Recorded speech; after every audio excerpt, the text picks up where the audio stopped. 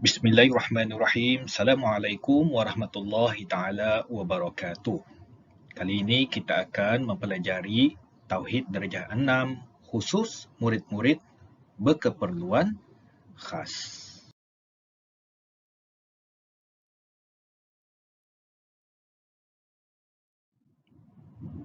Baiklah murid-murid, kali ini kita akan masuk di dalam tajuk yang pertama, iaitu Ahlus Sunnah wal Jamaah. Ahlus Sunnah wal Jamaah.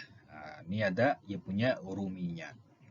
Bagi murid-murid yang ada kitab atau buku Tauhid Darjah 6, boleh buka muka surat 1 hingga muka surat 5. Baiklah murid-murid, sebelum kita memulakan pelajaran, marilah kita sama-sama membaca doa sebelum belajar.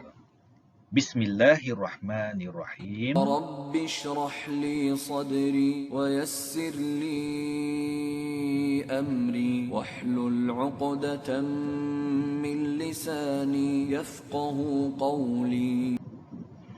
Amin, amin, amin. Ya Rabbal Alamin. Baiklah murid-murid, siapakah dia Ahlus Sunnah wal Jamaah? Siapakah dia Ahlus Sunnah wal Jamaah? Jawapannya, golongan yang mengikut perjalanan Nabi Muhammad sallallahu alaihi wasallam dan sahabat-sahabat baginda. Cuba baca sekali lagi. Golongan yang mengikut perjalanan Nabi Muhammad sallallahu alaihi wasallam dan sahabat-sahabat baginda. Maksudnya di sini, golongan artinya satu kumpulan, satu grup yang mengikut perjalanan. Perjalanan ini maksudnya cara hidup Nabi, apa yang dikatakan oleh Nabi, apa sahaja yang dilakukan oleh Nabi Muhammad sallallahu alaihi wasallam dan sahabat baginda.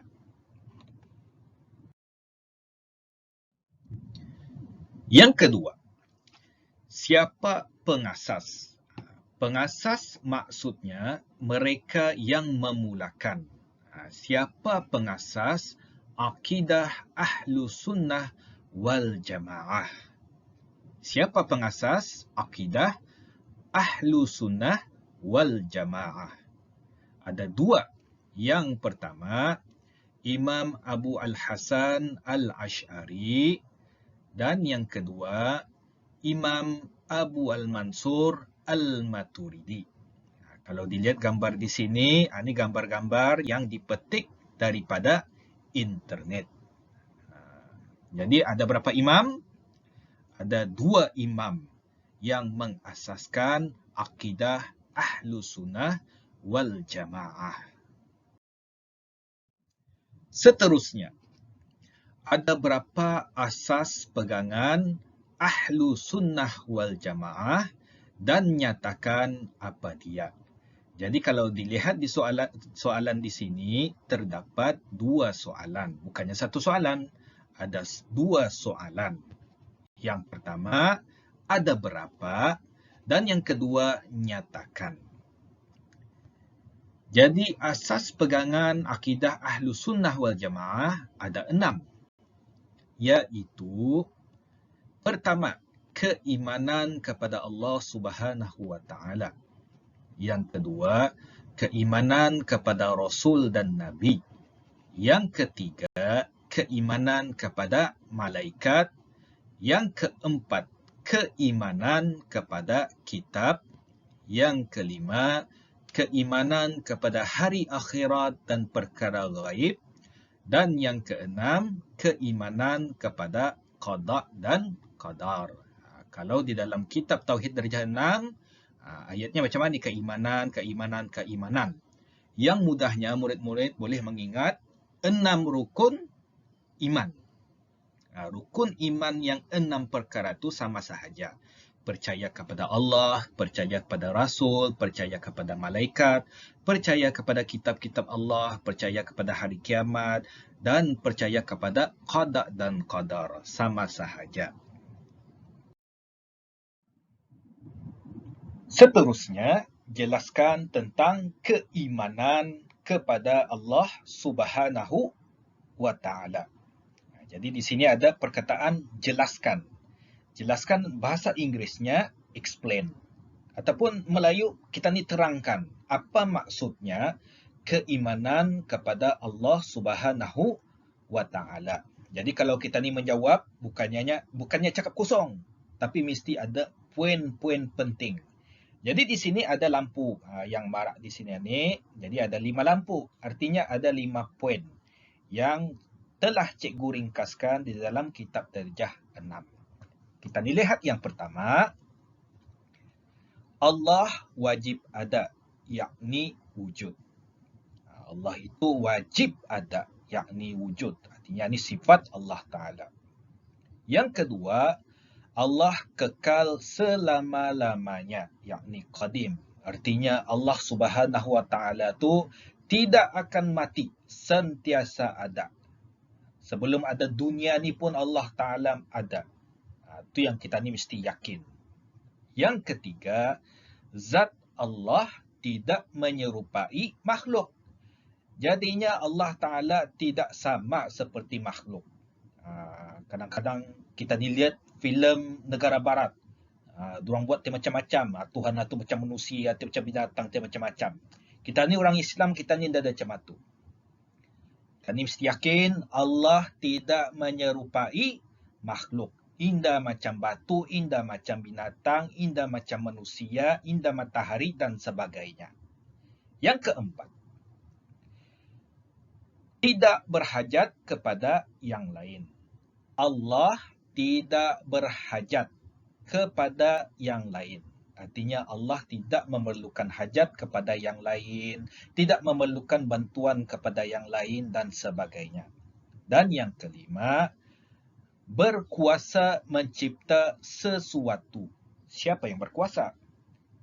Allah Subhanahu wa Ta'ala berkuasa mencipta sesuatu tanpa bantuan yang lain. Bumi ini Allah Ta'ala yang mencipta sendiri. Tanpa ada bantuan orang lain. Allah Ta'ala mencipta benda yang kecil hingga benda yang besar. Hatta kuman yang kecil itu pun Allah Ta'ala cipta. Apatah lagi yang besar dunia ni. Kalau manusia mencipta, sebuah rumah tu sudah berapa bulan. Apalagi kamu buat sungai. Allah Ta'ala mencipta semua simple saja. Sebab Allah Ta'ala maha berkuasa. Tidak payah kami minta tolong. Pakai kontraktor, membuat sungai, membuat gunung, membuat awan dan sebagainya. Allah Ta'ala maha berkuasa. Allah Ta'ala boleh buat segala-galanya. Seterusnya, jelaskan tentang keimanan kepada malaikat. Cikgu sengaja di sini membuat sayap. Sebabnya ada dalam kisah-kisah para ulama yang menyatakan bahawa sayap malaikat itu dari hujung dunia ke hujung dunia sangat besar. Jadi cikgu letakkanlah gambar sayap di sini. Ini bukannya malaikat. Ini sebagai tanda sahaja. Jadi bagi poin-poin penting untuk keimanan kepada malaikat ada 4 lampu, artinya ada 4 poin. Yang pertama, percaya kepada adanya malaikat. Artinya kita ni sebagai orang Islam, mesti kita ni percaya bahawa malaikat itu ada. Simple saja. Yang kedua, dijadikan daripada cahaya. Siapa yang dijadikan daripada cahaya? Jawapannya, malaikat. Yang ketiga, ada tugas tertentu.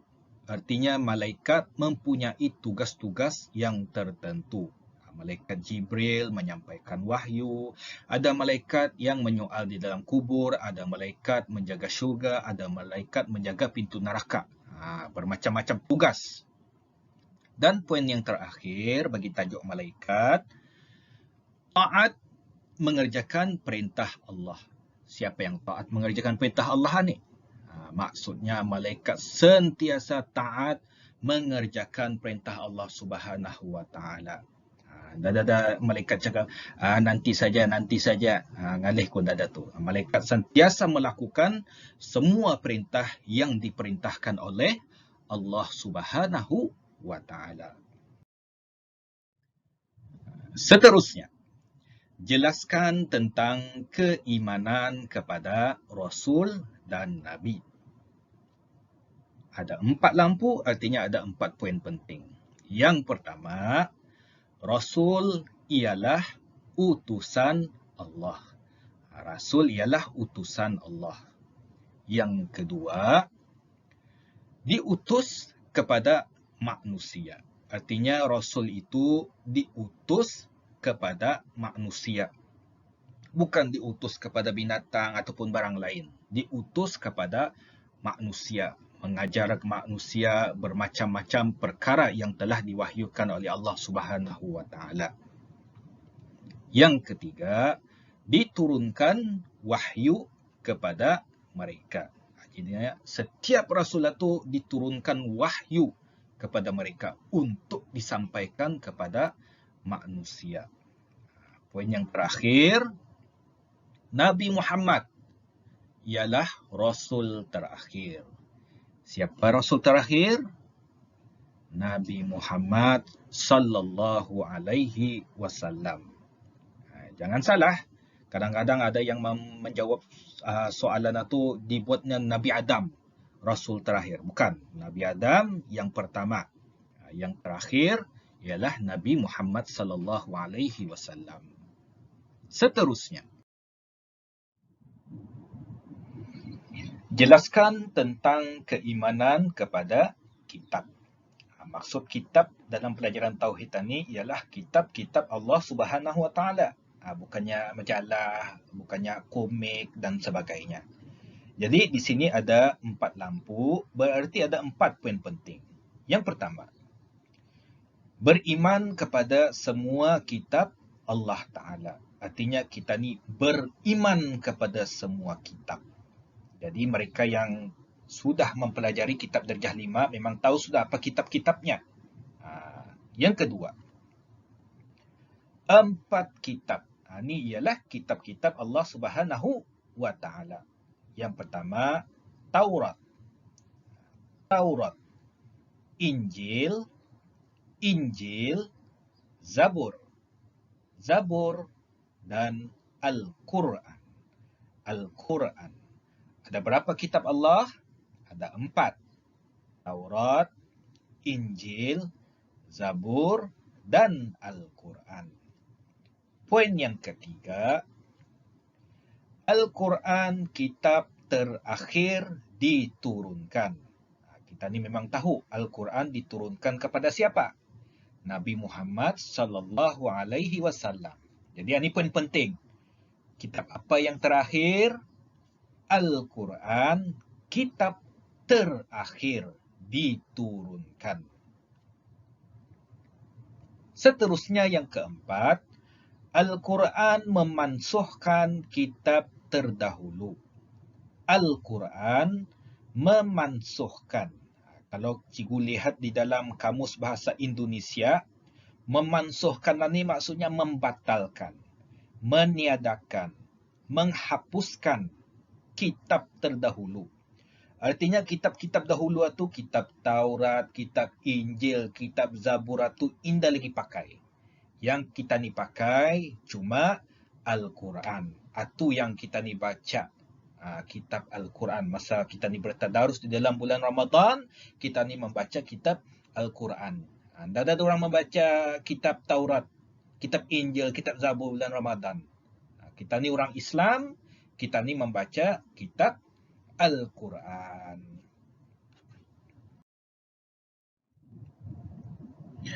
Baiklah murid-murid, seterusnya, jelaskan tentang keimanan kepada hari akhirat dan perkara gaib.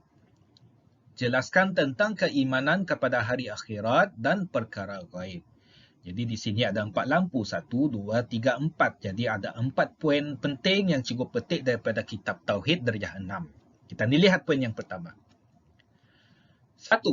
Percaya hari kiamat akan berlaku. Hari kiamat ni ialah hari terakhir dunia ni. Lepas kiamat lagi ada dunia lain lagi. Jadinya kita ni dah tahu bila akan berlakunya hari kiamat. Yang kedua, manusia dihidupkan semula untuk menerima pembalasan. Kalau murid-murid lihat di dalam video ni video yang cukup petik ni daripada movie.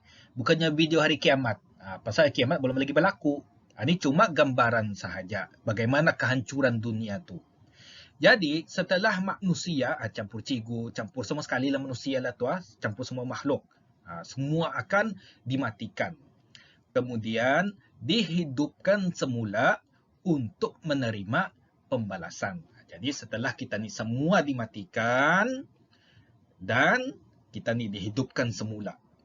Sebenarnya panjang lagi ceritanya tu. Ini ringkasannya saja. Setelah kita ni dihidupkan semula, maka semua pahala kita ni, dosa kita ni akan dikira, akan ditimbang oleh Allah Subhanahu Wa Taala untuk menerima pembalasan. Bagi yang banyak pahala, tidak ada dosa, masuknya ke syurga. Bagi yang banyak dosa, faham-fahamlah di mana tempatnya. Yang ketiga, percaya akan perkara gaib. Bukannya percaya magic. Magic tu lain cerita. Ni percaya kepada perkara gaib. Apa maksudnya perkara gaib di dalam Islam ni? Kita lihat yang keempat.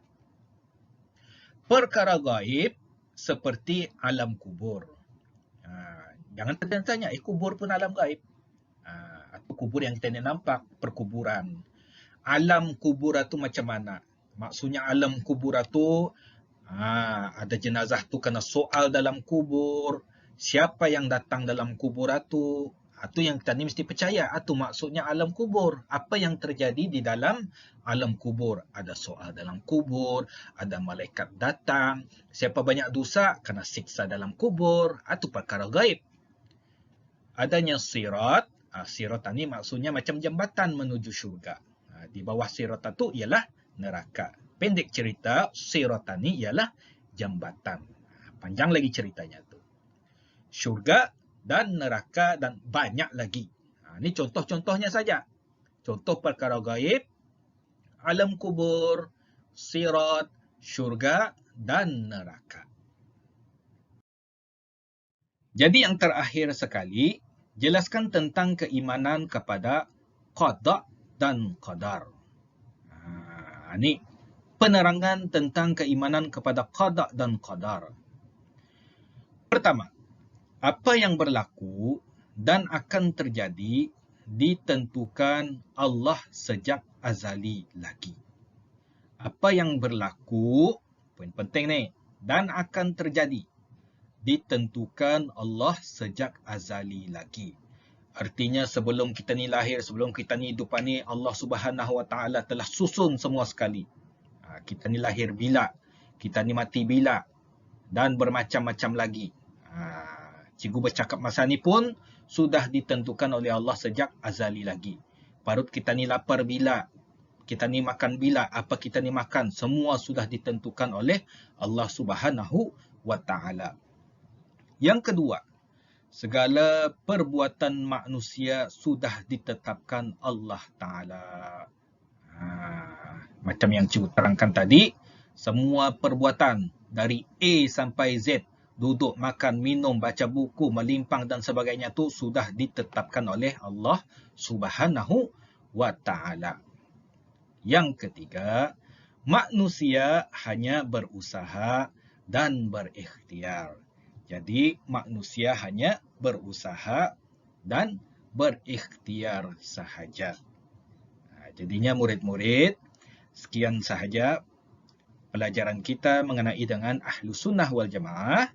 Nanti kita akan mempelajari tajuk yang seterusnya seperti mana susunan di dalam kitab. Sekian sahaja daripada cikgu. Wabillahi taufiq wal hidayah. Assalamualaikum warahmatullahi taala wabarakatuh.